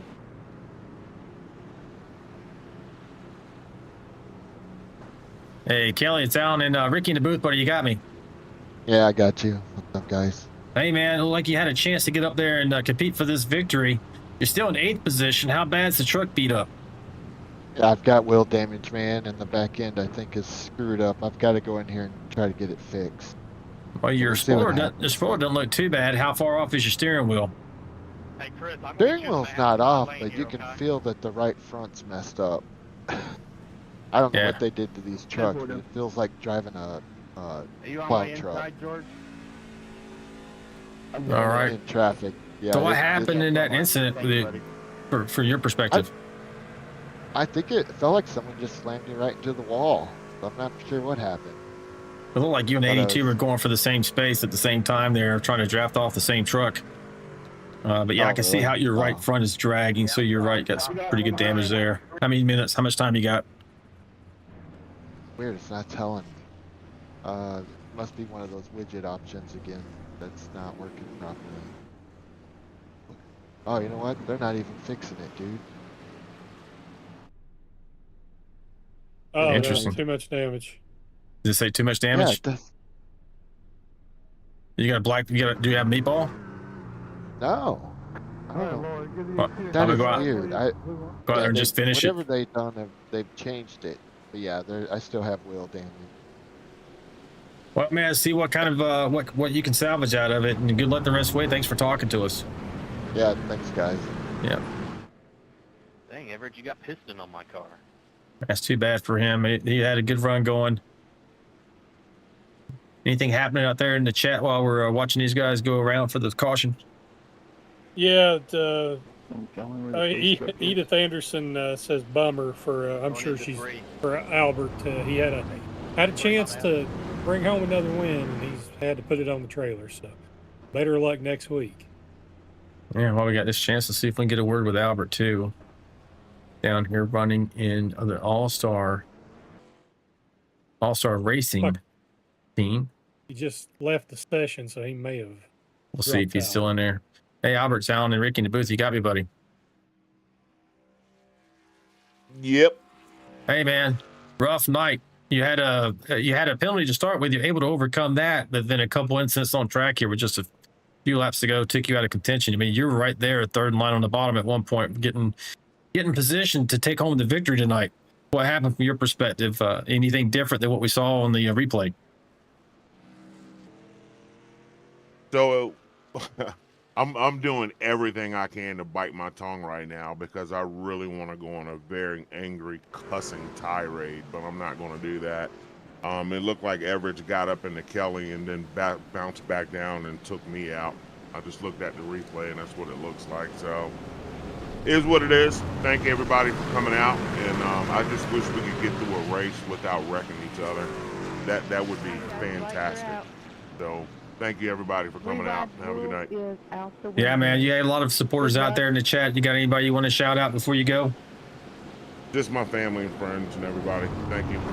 All right, Albert. Thanks, buddy. See you next week. Good luck, everybody. I turn left now. Getting it back down to All-Star Racing. That's the 99 machine. Albert Anderson really dejected here in the closing laps of this Daytona. International Speedway race. Yeah, that's what it's like when you get the microphone shoved in your face when you're mad. When you see him on TV, that's exactly what just happened right there. He did exercise caution and didn't say anything that he would regret later. Yeah, I mean, and we like to catch these guys in the moment too. We don't want just the canned answer. We want to hear the emotion. We want you guys to hear the emotion. I know this is simulated racing, but I'm telling you from my perspective, and maybe you can back me up on this, Ricky, is that, and it's a competitive fire in you, and it might be electrons going around in the computer here, but it feels real to me. Yeah, in the moment, it definitely feels real. You take out your time of a week to do it and prepare, and it's not just I'm going to play a game for 2 hours. It's a big deal, and when stuff like that happens, it really upsets you. Yeah, you put time in, practice in. There's a lot that goes into this. You don't just come out here and turn left and you're good at it. It takes effort. Here we go back to green. Dylan Bryant's got the lead. Out, it's over. Yep. If it comes out on this first lap, they only have one chance here, folks, for a green-white checker. If caution comes out on this first lap, it's important to be in the lead, which the 51 is right now because the field is frozen, and that's where everybody finishes. So that's why the 51 definitely wants to be out here in the wind here, and everybody else wants to get around it very quickly. Now, the 48's his teammate, but Adamson's not. So Adamson's going to push the 48 through the 51, which I don't blame him. That's what he's... Oh, boy, we're touching back here already. Now, if we get around here and take the white flag, iRacing then lets them race it out to the finish. And you see the 88, like you mentioned, he goes to the bottom there, leaving those two trucks high and dry. They're more organized on the bottom line. They're going to have momentum here. This is going to be rough. Adamson won here last night, I think, in the second mock race. Amazingly, 51's able to stay out there on that high line. Now we can race back to the line. Yep. One lap to go, folks. 13 drops down. Hey, look at the 4. Deion Jones out of nowhere. Getting momentum here. Who's going to have it? Are we going to get back to... Oh, they're going to go 4 wide, maybe. Oh, they're wrecking behind them. Now they're going to be able to keep going. We're going to stay with the leaders, folks. Turns his teammate. Hey. Oh, man. Oh, the 01 barely gets away. 51's going away with this with Jack Dixon pushing. Who's going to bring it home? I don't think Dixon has enough momentum. He can't do it. He's got no help. 51 machine. Dylan Bryant brings it home here. Victory at Daytona International Speedway. Superman has no kryptonite here tonight. With Jack Dixon bringing it home second. Andrew Cawthon, and Andy Player third and fourth. Kelly Kill brings it back amazingly to 5th position. That was a pretty good finish. I mean, I know a lot of guys are going to be upset, Ricky, but exciting for the fans out there. Yeah, Chandler Ball driving backwards because his truck is tore up. He's just trying to finish the race. I heard John McAdam on the radio. I don't know if you did, saying, come on. I mean, so let's go back and take a quick look, and then we'll get you through the finishing order here. Yeah, and this is kind of in progress. You see, this kind of starts 023. The 31 sticks it in between the 023 and the 1, and that's where this started. Yeah, there wasn't really a hole there, I don't think, but on the last lap, you're not going to back off. So. Yeah, for sure. All right, let's get back up here with your winners. This winning moment for Mr. Dylan Bryant. That 51 machine out of Stem, North Carolina. And this winning moment was brought to you by Tow Call. If you live in the Washington, D.C. metro area, need a tow, jump start, lockout, tire change, contact Tow Call at towcallroadside.gmail.com. That's towcallroadside@gmail.com. And don't go anywhere, folks. 22 area out there. Make sure you like and subscribe if you haven't already. We're going to get an interview with your podium finishers here, Mr. Dylan Bryant, Jack Dixon, and Andrew Cawthon. Been a while, I think, since we've interviewed him on the podium. Yeah, good to see a fresh face up there.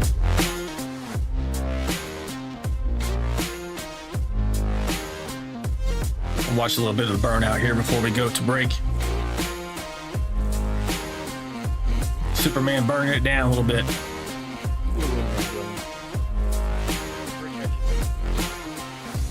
Appreciate y'all.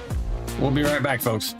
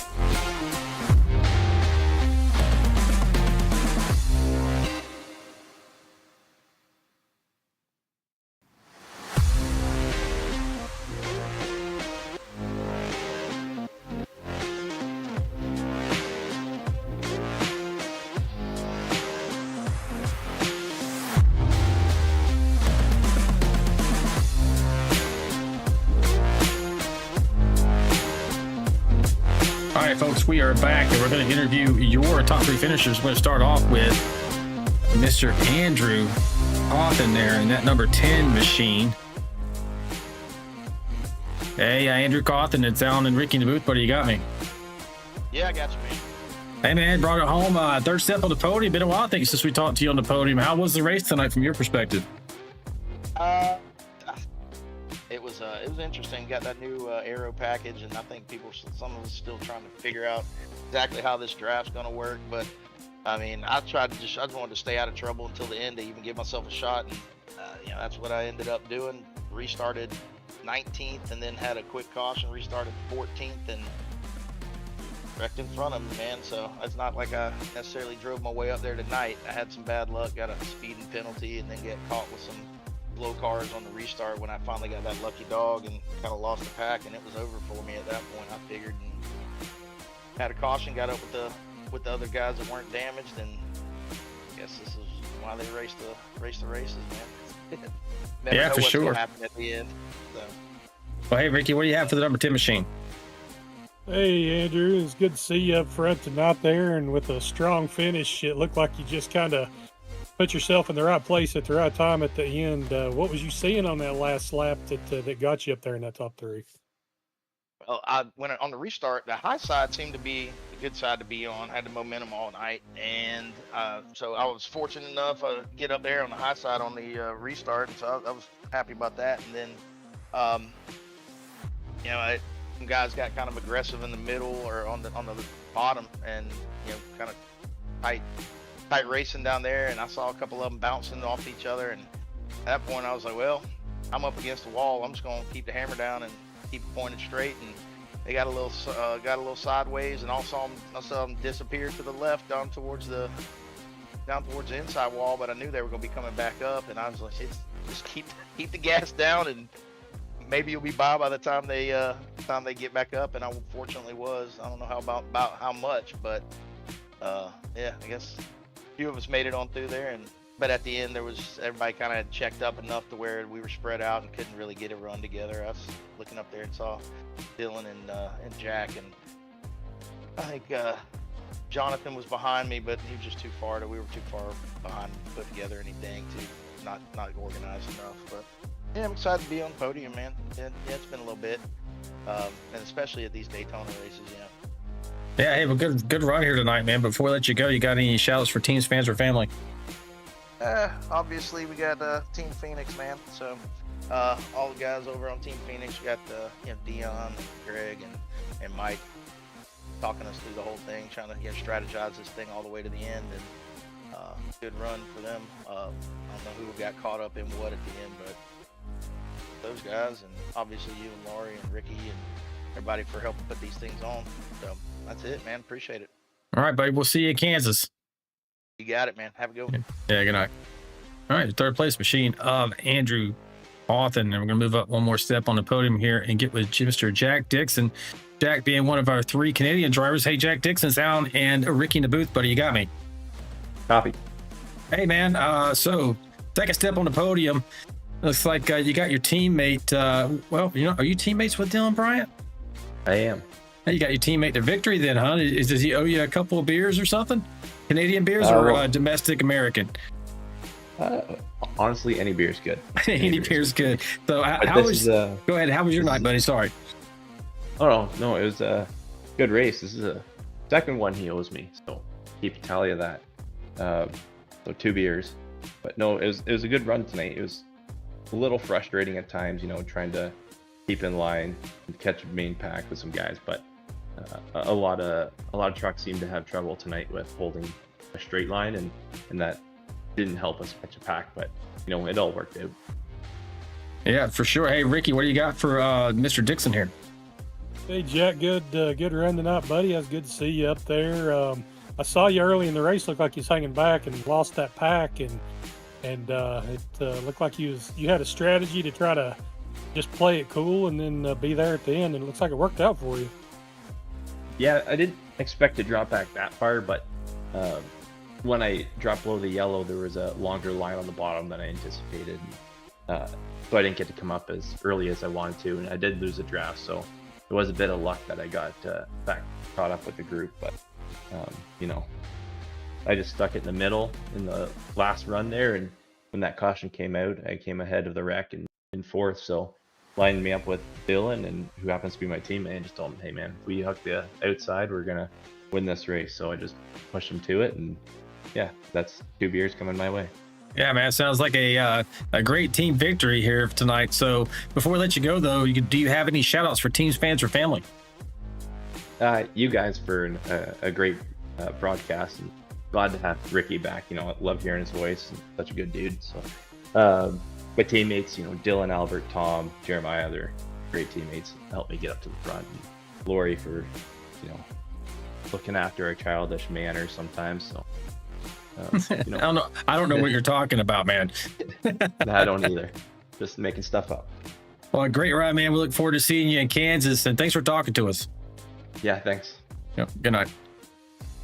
That's a 48 machine, Mr. Jack Dixon, and we're going to head up to the top step of the podium here tonight for our winning driver, the number 51 machine of Mr. Dylan Bryant. Hey, Dylan, it's Alan and Ricky in the booth. Are you happy, buddy? Yes, sir. What's up? Hey, man, bringing it home. No kryptonite out there in Daytona tonight. You brought it home top step of the podium. little bit of help we heard from your teammate there, Mr. of the 48, Mr. Jack Dixon. He says you owe him 2 Canadian beers now. So Right. what are your thoughts on that? Yeah, he's right.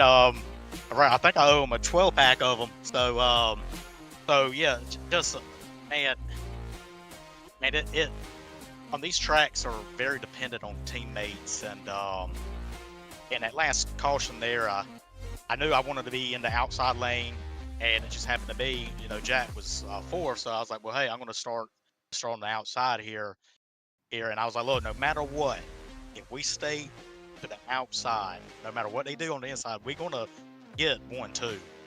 I've been testing it out the entire night. I'm sure at some point you'll see me with the whole field towards the top, in the middle and stuff, and the new aero package, you can really dump a lot of air on the inside line on their right rear spoiler and really slow them down, and it worked out. I got max points tonight too, with a 0x. So it was a great stepping stone towards the end goal, which is championship. Yeah, for sure, man. You came in here with the lead, and you just extended a little bit here tonight. But hey, Ricky, what do you have for our champion here at Daytona? Another good win there, buddy. Dylan, for coming through tonight. I guess the thing I probably wanted to ask you here, it looked like about lap 73, we had that caution. I think there was only maybe 5 or 6 of you in the lead pack. What did you think when that caution came out then? Did you think that was going to be a problem? Because you had a pretty good setup there with only 6 trucks in the lead pack. I mean, yeah, it definitely changes things. I was actually behind Gomes saving fuel because I was short on fuel, and right before that caution, I saved just enough, and I was already actually thinking my end goal of when I was needing to lay back and try to make a run, but you can't do it so early now. Like if it would have stayed green, I would probably wait until we came off of 4 with a run on the outside, and at that point I don't think that I would have really needed third place to step out to help me, but yeah, I mean, it was a bummer, of course, because the top five or six guys, I'm sure that we was content with just staying there at first, and then of course it changed, and I knew that I was wanting to be up on the outside at some point. All right, man, tremendous victory here tonight, extending your lead in the championship pursuit and everything. But before I let you go, do you have any shout-outs for teams, fans, or family? Yeah, first and foremost, Jack, he was definitely the only reason why I got that win tonight. If he would have stepped out too, it would have been a big gap, and I would have most likely fell back to like at least third there. But yeah, shout out to him, team all-star with Albert, Tom, only as good as my teammates here at the tracks, and I feel like I got three of the best ones on my team here, and so shout out to them again. Also to Lori, everything that she does, outstanding person. I mean, it's like a full-time job to her, and I'm sure she probably puts in a lot of overtime into making sure everything's right. So shout out to her, all my friends and stuff at work that tunes in every week and stuff, and it means a lot to me. And then of course y'all, VRN, y'all two do an outstanding job. I mean, I do miss y'all on the track. I do, but I got y'all at the next best thing, which is in the booth. So shout out to y'all, everything that y'all do, and stuff, and yeah, and that's it. And I don't know what we're going to next week, but I'll catch y'all next Monday night. Yeah, man, for sure. We're going to Kansas next, so I look forward to seeing you on the track, and congratulations again. We'll talk to you then. Appreciate y'all. Yeah, good night. And that was your champion, folks, Mr. Dylan Bryant, bringing it home, top step of the podium. And with that, let's get your race results. Any last check on nothing new in the chat there, right, Ricky? No. I think just Nicole Walsh, real happy to see Dylan get the win, and that's where we left off. All right, let's see if we can get this up here. We'll start off with Mr. Dylan Bryant, top step of the podium, as we already mentioned.